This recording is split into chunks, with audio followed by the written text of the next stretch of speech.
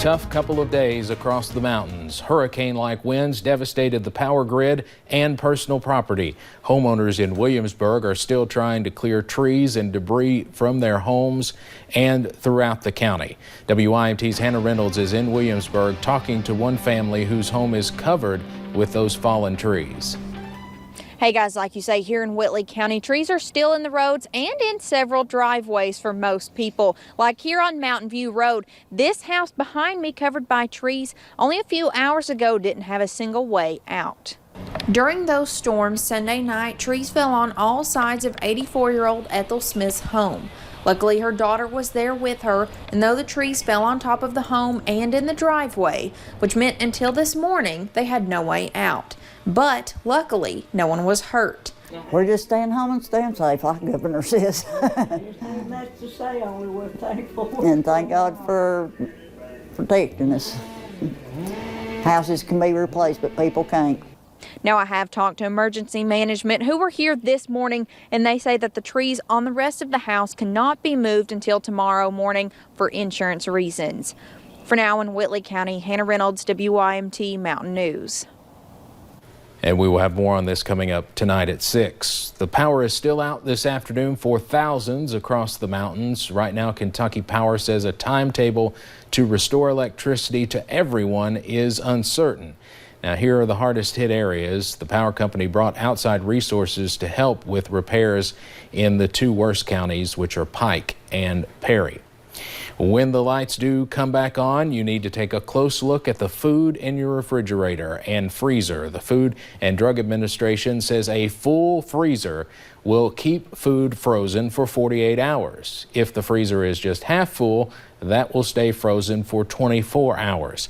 Once power returns, you should check the temperature of your food. If it is still 40 degrees or below, it is safe to be refrozen. Anything above 40 degrees should be thrown out, as it may still make you sick even if it is fully cooked. Many in Leslie County are beginning to clean up, including Kenneth Purvis, who lost his shed and his new dog kennel. On Sunday night, everything went dark and he heard a crash. He found pieces of his garage all across his property and across the road. He also had tin blow off the back half of his roof. The winds were so strong he thought a tornado was coming through. Power and water outages are also impacting schools, even though the buildings are empty right now. WYMT's Madison Pergram has more on what some schools are doing. Schools across the region for weeks have been delivering meals to kids at home while they can't attend school because of the coronavirus pandemic. Now, with the storm Sunday causing power and water outages, it is putting a halt to the food delivery system in many counties. Jonathan Jett, superintendent of Perry County Schools, says with several schools still without power, it is changing their delivery routine and what foods they can deliver. Monday, we couldn't do anything. We had so many roads blocked and just power outages everywhere. We didn't even attempt to deliver anything yesterday. And today we delivered, but it was mostly non-perishable items. Some of those food items delivered today include beef jerky, cheese sticks, and fruit. But Jett says he hopes to be delivering hot meals here soon. We'll hear how another county is dealing with this same issue coming up. For now, in Perry County, Madison Pergram, WYMT Mountain News. Jett says food delivery is normally on Mondays, Wednesdays, and Fridays, but this week it's Tuesday, Wednesday, and Friday. In Pike County, the Kentucky Energy Environment Cabinet sent a crew to help one family. A soupy mud came rushing off the hill and onto their property. We're told this is on Chloe Road. Work is still underway to clean up that mess. Devastating storms packing tornadoes hammered the South Sunday and yesterday. Governors in several affected states are concerned about recovering from these storms amid the coronavirus pandemic.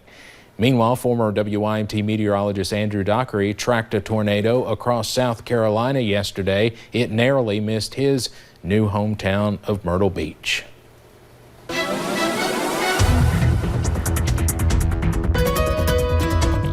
Well, some of us saw a little bit of sunshine today. Others have seen those clouds. One of the areas to see a little bit of sunshine is up into Wise. You can see that here along our camera, our UVA Wise camera. They started out with some sunshine, but those clouds creep back pretty quickly, and we'll continue to see those clouds a little bit heading into tonight. Definitely seeing those cloudy skies here outside the front porch at WYMT, and it's definitely a little bit on the chilly side out here. Already into the upper 30s in Hazard and Jackson, lower 40s Prestonsburg and Pikeville. Still pretty warm down into the Cumberland Valley, 48 in Harlan, 45 in Williamsburg, still in the 50s down into Bell County in Middlesboro. We are starting to see a few scattered rain chances and maybe even a little bit of a wintry mix for some areas along I-64 and maybe a little bit over into parts of Rockcastle County and Jackson County. Haven't gotten any reports yet, but maybe just some light flurries. We could see some of that heading into the rest of this evening hours. We also have a freeze warning in effect. I'll tell you how low temperatures will drop tonight coming up in a little bit. All right, thank you, Paige. Kentucky lawmakers are back in Frankfort working to wrap up the 2020 regular General Assembly session. They are doing it during the COVID-19 pandemic and meeting in a much different way. Items on their agenda include gubernatorial vetoes and possibly another COVID-19 relief bill. WYMT's Phil Pendleton has more on what they hope to accomplish in just 2 days.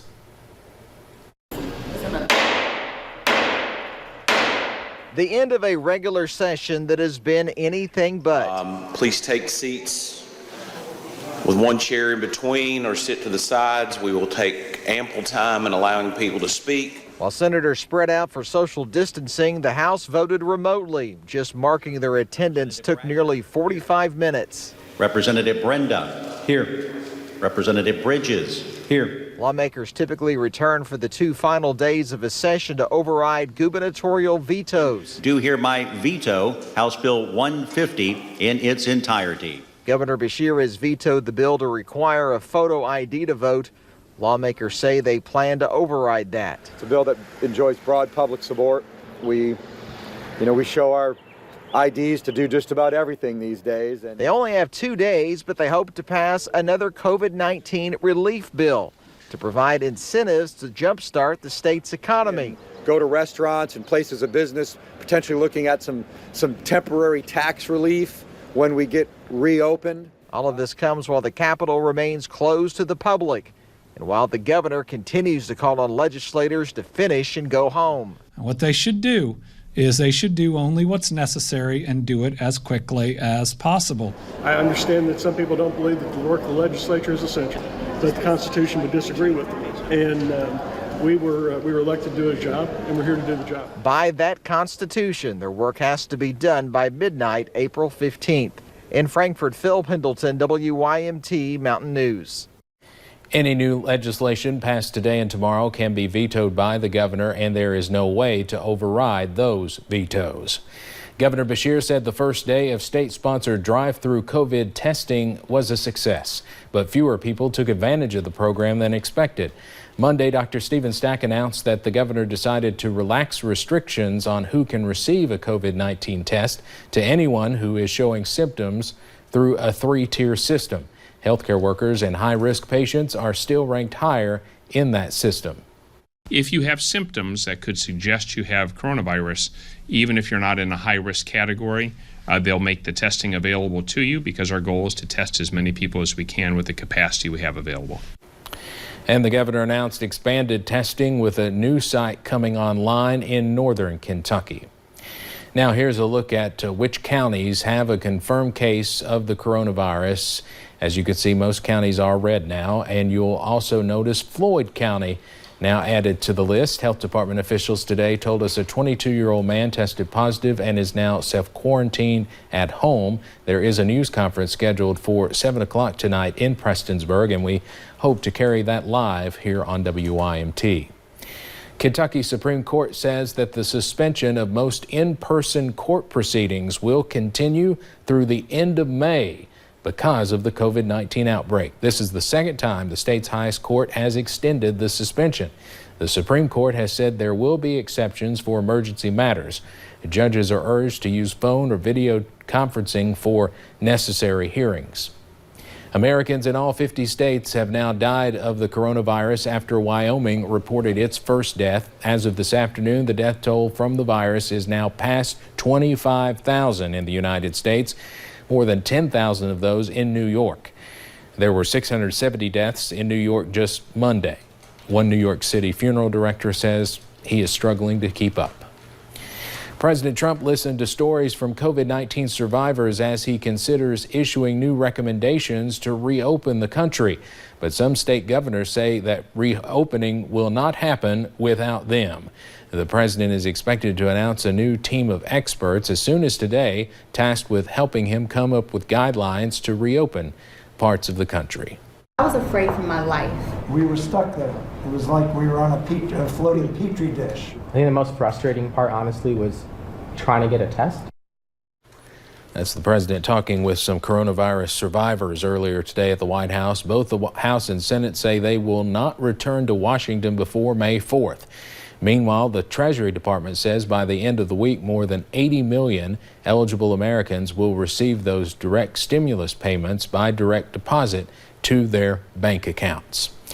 Democrats are uniting behind the presumptive nominee Joe Biden in his bid for the presidency. And today Biden picked up the most sought-after endorsement in his party, possibly from his former boss.